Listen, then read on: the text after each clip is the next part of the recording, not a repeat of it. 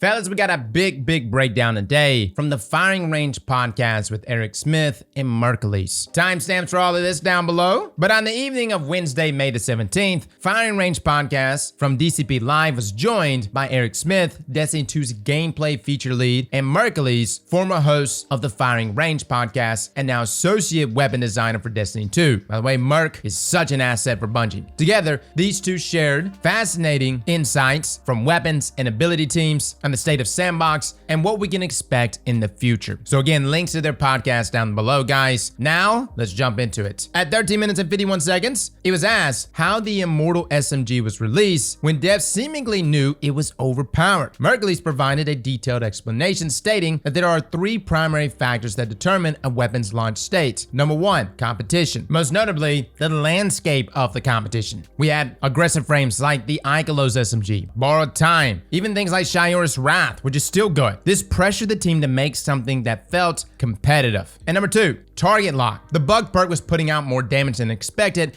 and should have been patched sooner, but its effect on Immortal was greater than anticipated. Now, if you're curious what that bug was, guys, essentially target lock is supposed to fall off the moment you miss a shot. However, target lock was maintaining its damage buff even when you missed, therefore making Immortal an absolute monster. And number three, the weapons team is okay shipping weapons that feel power crept, so long as their means of acquisition are challenging, such as rewards for raids and Trials of Osiris. The team did not expect such a high Trials population on week one though, flooding the sandbox with, of course, God Roll Immortals. Now, following up, Merc was asked why it took so long to balance the Immortal with fixes and updates. Merc breaks down, for the first time in this podcast, that weapons are monitored by their usage, the number of players using them, their effectiveness, and a ratio of how many kills weapons are getting related to their usage rates. Immortal may have had very high usage, but it was targeted for a nerf because of its out-of-band effectiveness. And hotfixes for weapons are typically reserved for weapons whose effectiveness is considered catastrophic, such as Dead Man's Tell, which upon release had half the usage of the Immortal, but the same number of kills. Okay. So yeah, it's not just usage, but effectiveness. Now, the target lock patch notably reduced the Immortal's effectiveness, and players adapted to its playstyle, reducing its priority for a fix widespread and pushing its nerf to season 21. Okay, now we know Immortal's getting a range nerf, guys. I said yesterday that I didn't feel like it was gonna really move the needle that much, considering it still has Rangefinder, it still has target lock. These are the things that are keeping it so competitive. With that being said though, a Rangefinder nerf is on the horizon, and I think that's gonna be the final nail in the coffin here for Immortal. By the way, if you have not gotten this SMG, it's literally gonna be dropping this week in Trials of Osiris. We'll be doing Trials carries over on our Twitch. Come on by, guys. It'll be a fun time. Or a miserable time, which is the Trials experience. Now, 21 minutes and 20 seconds. The upcoming Season 21 aggressive frame SMG nerfs seem slight on paper. Will they be tangible in game? Now, the nerfs will make aggressives feel more like adaptives, less forgiving on crits, and around a 0.7 time to kill value, up from about a 0.6. Yeah, we talked about this yesterday. My numbers are clogging at a 0.64, but yeah. Now, aggressive frames have always had high lethality, but were balanced by poor stats. Ikelos SMG began a change to better stat packages, so now lethality is being reduced to compensate. Now, future aggressive SMGs will fill in ban with Ikelos, Immortal, and the title post-nerf. Yeah, so again, guys, starting next season, damage values for aggressives are moving down. On top of that, they're becoming less forgiving. So you're gonna be required to land more crits, and you're gonna have a slower time to kill value. The only weapon that's gonna be able to bypass this effectively will be Immortal with target lock. Now, at 25 minutes, the team was asked to share details on the upcoming changes to Rangefinder and Zoom, and we got a lot of details here. The Zoom stat on weapons is currently tied to damage fall-off distance, auto-aim fall-off distance, and weapon accuracy and recoil intensity. Its balances are field of view reduction and aim assist, which are negligible compared to the benefits of a high zoom stat. Now, zoom is being changed to no longer affect damage fall off distance, which is huge, by the way, guys. This is a foundational change, meaning this stat can no longer impact weapon range. This means all weapon types will have hard range brackets tailored by the team to ensure each archetype fills their intended role without devaluing others. As a result, the BXR Battler Zoom will be returning to 20, and Bungie insists that this change will only be noticeable on out-of-band performers, bringing them into parity with their counterparts. Now, current weapons with high zoom may have their fall off reduce. Low zoom weapons may have their fall off increase. And Rangefinder no longer increases the fall off range of a weapon, but still notably increases its stability, aim assist, fall off, and accuracy. Now, let me explain this a little better, although this was still a great explanation, but in the nitty gritty details there, range. Range is arguably the most important stat inside of Destiny's PvP because so many things are tied to range. The feel of your weapon, and the parameters that are set around that weapon before damage fall off begins. Now, when damage fall off begins, you start to experience things. Your aim starts to falter, recoil becomes a little more intense because you're trying to maintain shots, and overall weapon accuracy begins to dip. Therefore, you have to make a decision. Do I drop this weapon for a higher range weapon, or do I move archetypes completely? Is this now the moment I pick up a pulse rifle or a scout rifle? Now, the issue with zoom is that zoom says, hey, yes, you have a weapon that should only be optimal up to 30 meters. But with this zoom stat bump, whether that be Rangefinder or in the past actually changing the physical scope of your weapon, then suddenly you have the ability to surpass that. You're able to go from 30 meters within your attendant range to suddenly 34 meters, or in some cases 38 meters. And back in the day, we used to actually have scopes on weapons which substantially increase the range of your weapons. Now, this is not a fault of Destiny 2, it's actually Destiny 1. This began a long time ago. And when talking about God Roast, scopes were a major talking point. Some of my favorite scopes back in Destiny 1 were the Amalon scopes. If anybody in here remembers using Cocytus, you had these various scopes that you can change, and you can change them depending on the map you were playing. Sometimes I would roll in there with just my Spark scope. And then other times, if I was on a far range map, I would throw on Impulse. And guys, this could substantially change your weapon, extending the range up to 15 meters or more. And that problem still plagued Destiny 2 weapons because Bungie continue rolling in here with scopes, but as you've noticed over the years, with a lot of our weapons that have come back to us, scopes are no longer a part of our kits. It's just barrel perks. TLDR on this though, Rangefinder is getting a nerf. And even though they mention all these other benefits, I think most of us relied on Rangefinder for the benefit of extending our range. Therefore, on my God rolls, I'm definitely going to be questioning what I want to use in place of Rangefinder and make those adjustments accordingly. Now, at 33 minutes and 40 seconds, Eric was asked about time barricades feeling difficult to counter in PvP and whether there are any planned changes to its strength. Now, Eric notes that the barricades are intended to feel good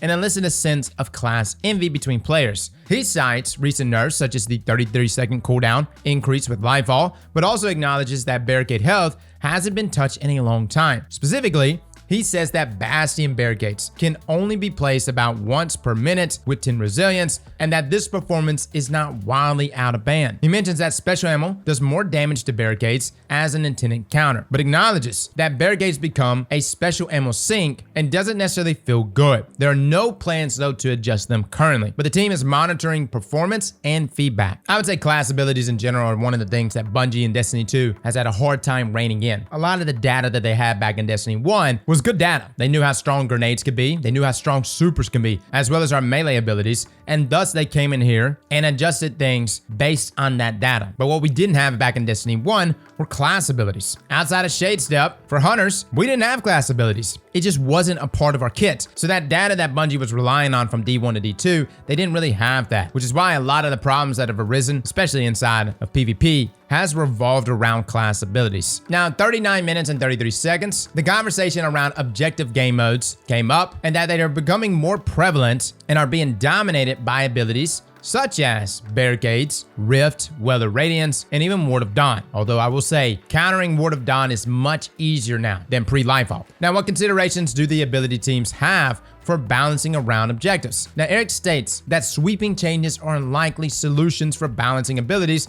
for limited aspects of the game, particularly those with time limits like Crucible matches. Instead of nerfing Well and Ward game-wide, Bungie wants to find tools to provide players to counter these things, stating they're still thinking about that and have a ways to go. This has definitely been a problem with tier supers, right? Or even game modes like Fortress inside of Iron Banner, where folks are popping bubbles one after another to control zones. You see, back in the day before we had tier supers and everyone got their supers pretty much at the same exact time, depending on your intellect stat, yeah, you could pop that bubble or you could pop that well, but you would immediately get pushed off of it with a superior roaming super. But these days, if you're rocking, Well of Radiance or even Ward of Dawn with max intellect, you're just gonna get your super faster. And then of course that starts a snowball effect that feeds supers into other people's supers. My only solution on that when it comes to passive supers like Well of Radiance and Word of Dawn is maybe have the orbs that it drops not be as potent or as large in granting super to your fellow teammates. That way you don't have that snowball effect. And I know no one wants to hear that, especially my PvE players. Maybe Bungie could separate the two, but I feel like roaming supers especially, you're actively going to get the kill. That should drop a girthier orb, whereas like passive supers like Well of Radiance and Word of Dawn should be smaller orbs, little small bumps. That's it. Now 43 minutes and 5 seconds, minimum fragment slots for existing aspects are being increased from 1 to 2. How will this affect balance and player choice in PvP? Now Eric acknowledges the change may have a large impact, but that providing more build crafting opportunities is the goal. The team will monitor aspect performance and can balance them by reducing fragment slots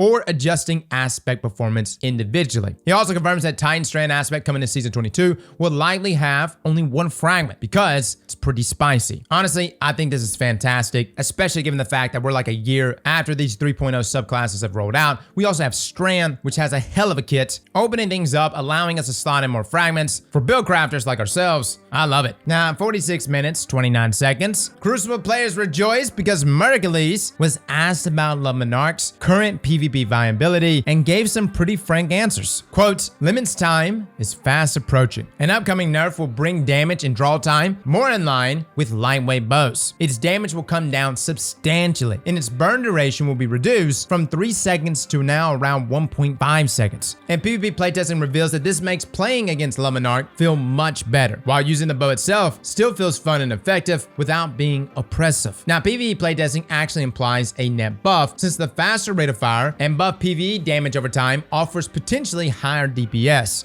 So again, guys, they're changing the archetype here, and they mentioned that it's going to potentially have higher DPS. Hopefully it feels as good as it feels now. But for my PvP players, rejoice. It has finally happened. And before you jump up and say, Cross, Le Monarque wasn't even overpowered in PvP. Dude, it was oppressive. Like when you get into the later ranks of comp, you run into so many hunters rocking Le Monarque. It allowed you to play passively. It allowed you to do so much damage. And then because of that damage over time for 3 seconds, you're able to remove someone out of combat completely. So this is a great change, a nerf that needed to happen. And hopefully the benefits inside of PvE will be noticeable. Now, 48 minutes and 40 seconds. When asked about other weapons being eyed for tweaks, there weren't many answers. It was mentioned that Vex Mythoclast is limited by its mean of acquisition, but it's ridiculously strong and is always being monitored. We actually re-reviewed Vex Mythoclast after the high impact changes, which actually applied to Vex Mythoclast, and no lie, Vex Mythoclast still slaps, and especially if you're rocking Rain of Fire. Crimson usage has also increased dramatically, and the team is thinking about ways to adjust its performance. I feel like we're partly to blame for this. We had that video where we talked about the pay-to-win ornament, but the ornament did clean things up. But I have said for a long time, if you are a controller player, to use Crimson. It is a phenomenal weapon, and I'm surprised more people don't actually use it. But obviously, the usage rate here has increased enough for Bungie to be eyeballing it. Now, Cloud Strike is getting the side eye after appearing in Trials top 10 lists multiple times, most notably for its multi-kill potential. And then weapons like Black Talon and lightweight shotguns are actually being targeted for buffs, specifically tightening the horizontal spread on lightweights to increase the likelihood of landing all pellets in a shot. At one time, lightweight shotguns were the best, aka Wastelander. I still have my beautiful god roll of it. We did a review on it, but unfortunately, after the pellet changes, lightweights really fell off. As a matter of fact, I think precision shotguns are just the best overall. I know some people still use aggressives, but things like Matador, Fractus Shite, those shotguns are so good. Now, them mentioning Black Talon is actually a surprise, but I think this is going to coincide with the overall sword rework. Bungie also made mention earlier this week that they were looking to target swords in the future and doing a massive rework. Now, 56 minutes and 47 seconds. When asked about improving the base performance of Blink on Void Warlocks, as well as Arc Hunters, Eric states that it's difficult to balance jump abilities because of their unlimited uptime, and that adjusting base Blink to match things like Astrocyte Verse and its performance would make it too difficult for opponents to track movement, and that the current ability to bamboozle targets feels like a fair trade for limited Blink distance. Now, the host suggests an option to hold the jump button to trigger a longer Astrocyte level Blink with a longer cooldown, to which Eric says that's interesting. Now, at the 1 hour and 3 minute mark, Eric is asked directly about the state of strikers in PvP, to which he simply replies, it's hot, it's too good. Striker Titan is the best subclass in the game. Earlier, they had discussed adjustments to the knockout aspect and melee function, stating that these changes should help, but that reliable data from Season 21 won't be available to them for weeks after launch. launch. AKA, guys, the nerfs that are hitting knockouts, expect to see some more changes to Striker Titan. The fact that Eric said 3 times right there, it's hot, it's too good, and then ends it with it's the best subclass in the game. Oh yeah, I'm smelling some heavy nerfs. Now, the hour and 5-minute mark. Regarding the Counterbalance conspiracy and whether Counterbalance stock was actually stealth buffing shotguns, Merc shuts that down and verifies that on the back end, Counterbalance provides no benefit to shotguns and only adjusts the recoil direction, which really doesn't have any effect on shotguns. I know I get a few people in our stream that's like, Cross, use Counterbalance on your shotgun. I'm like, what are you talking about? It doesn't do anything, fellas. Now, at the hour and 8-minute mark, Glaives were mentioned as some of the lowest used weapons in PvP, often ranking below power weapons in terms of usage rates. Merc is asked whether Glaives are hitting their goals of PvP performance, and the answer is no, they're not. And when Glaive effectiveness in PvP started approaching their goals, the weapon teams got scared and then nerfed them. And it was mentioned that Glaives walk a fine line between being bad and then being the most oppressive thing in the game. But essentially, the Riot Shield Fantasy is the goal for your Glaive. But shields are currently too weak and feels like it just increases a player hitbox instead of protecting them. The team is considering changes to Glaives, but still wary of creating a Glaive meta. And considering this is a first-person shooter, it is an odd thing there, right? Now, the upcoming Trials of Osiris Glaive is the first to be designed with PvP in mind. So that gives you an idea of what we're going to be looking at with the new Glaive. So the team is going to be monitoring feedback on how that Glaive is performing inside of PvP and then make those adjustments accordingly. So again, I know we're not that crazy about yet another Glaive, but a PvP focused Glaive, that's interesting. Now, at the hour and 12-minute mark, when asked about Graviton Lance, given its upcoming buffs, Merc says that it's unlikely given the performance of Revision 0 and its 2-shot variants that Graviton Lance will be meta. And I have to agree with that, even with the buff to Revision 0. The 2-round burst mode just doesn't feel that great. Now, granted, Graviton Lance, it feels good to shoot. It is much better at ad clearing inside of PvE, but keep in mind, it has lots of competition, and directly in its same slot, you have things like Collective Obligation, which in my opinion is just superior. Now, at the hour and 15-minute mark, high impact pulse rifles were brought up, and it was stated that they are easily some of the best weapons in the game. So what does the weapons team think about high impacts, and of course, specifically, no time to explain? Now, it's mentioned here that there's a gap between mouse and keyboard and controller. On mouse and keyboard, no time to explain is 35% of all pulse rifle kills, while on controller, it's only 12%. This disparity exists on a lot of 340 round per minute pulse rifles, and on mouse and keyboard, the risk-reward balance is off. And they've mentioned this multiple times in the past, guys,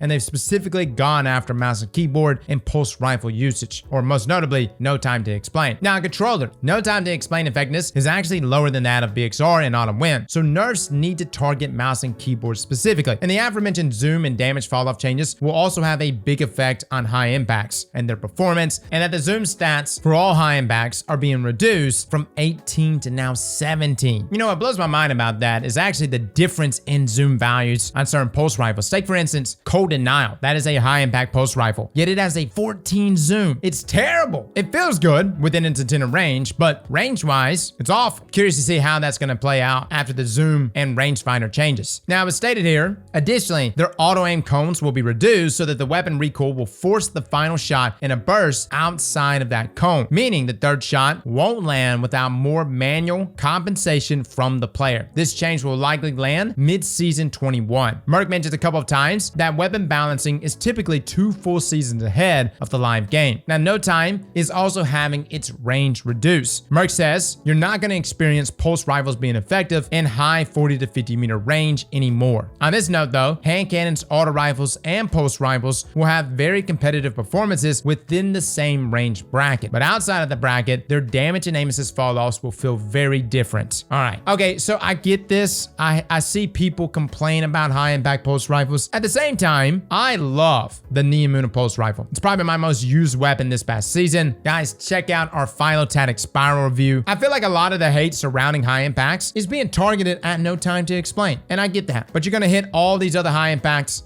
I don't know, man. I feel like at this point we're kind of nitpicking. Yes, it's nice to get the 2 bursts, but now you're going to cut my range down and you're going to make my 3rd shot just kind of go off into no man's land, because that's kind of what I'm getting out of this. The 3rd shot of my burst is going to bump outside of that cone, meaning I'm going to have to go for the 3 bursts. And here's the thing. As soon as high impacts fall off, everyone's just going to pick a bottom win or BXR. It's not like we don't have other options. If anything, having high impacts compete brings balance to the sandbox. But that's just my opinion. Again, I know I got PvP sweaties that are like, Cross, no, kill it with fire. And to that person, I say, you know what? You just want to rock a hand cannon and a shotgun, you sweaty bastard. Now, at the hour and 33-minute mark, Eric was asked what he can share about the 3 Strand Aspects coming in Season 21. Titans Fletched Storm, Warlocks the Wander, and the Hunter's Threaded Spectre. Now, the Twab's already revealed some gameplay of this, but I still like the detail that Eric gives here. He says that the Strand Clone is the first item that allows players to create an object that pulls enemy aggro. Now, in PvP, the clone pings enemy radar, and despite clearly being made of Strand and holding a static action pose, the clone does resemble Hunter in their super, and when targeted, reveals the health bar and nameplate of the player that created them, which is kind of wild. Now, Mercules actually chimed in saying that it's much easier to be fooled by these tricks than you would think. And when asked about interactions with things like Ace of Spades and Memento Mori, Eric says they tried to eliminate cheese strats using the clone, but can't speak to every interaction in the game. So meaning if you shot the clone, reload, would it grant you Memento Mori? I'm actually really curious to see how that plays out. But again, we already saw some of the gameplay in the TWAB. The Fletched Storm looks really, really good. Very, very powerful, especially in combined with artifact mods. I can't wait to give it a go. Now, at the hour and 46-minute mark, finally asked when teased about what they can say about Season 21, Eric simply says, but Season 21 is gonna be crazy dope. All right, guys, that's it.